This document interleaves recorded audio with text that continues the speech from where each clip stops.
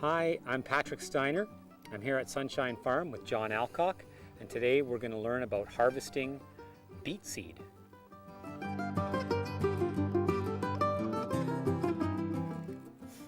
Well, we're out in your field, John, and this time we're looking at beet seeds that are growing here. Beets are a biennial crop, so it's taken, like with carrots and some of the other root crops, it's taken 2 years to produce this seed. And we've got seed at a few different stages of maturity. Can you explain to us what's ready and what isn't? Well, Patrick, basically it's the color that we're looking at. So the darker brown are the riper seed. So like these ones here, you know, those are definitely ripe. Here we've got some that are still forming. So those ones we wouldn't pick yet. And beets unfortunately don't ripen uniformly, so we have to kind of come along in a couple of different times and pick.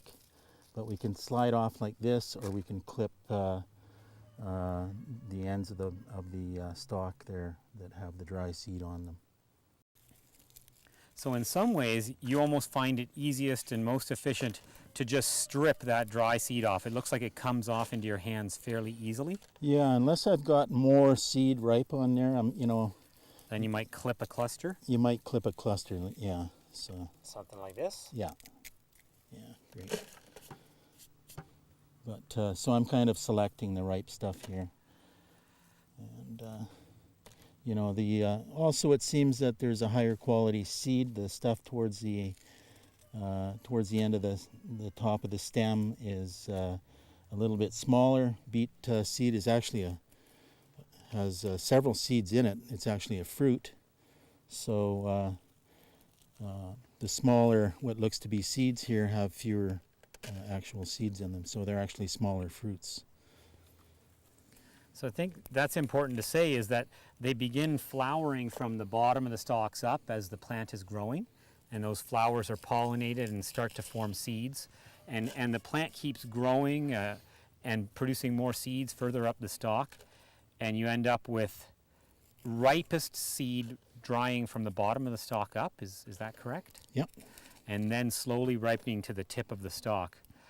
But if you wait to harvest when the tip is ready, the stuff at the bottom will have shattered and fallen off on the ground. Right.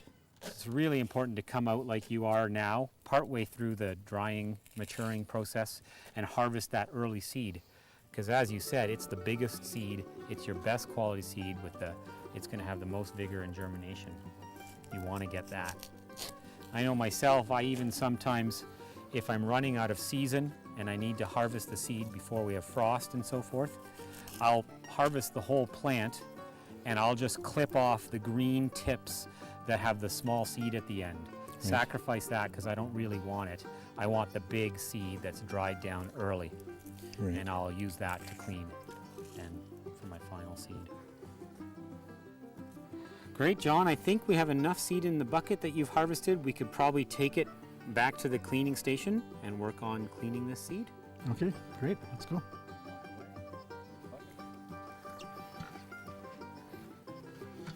Beets are a biennial. They take 2 years to produce seed. They will cross with other beets or chard. Because they are wind pollinated, they need very large isolation distances.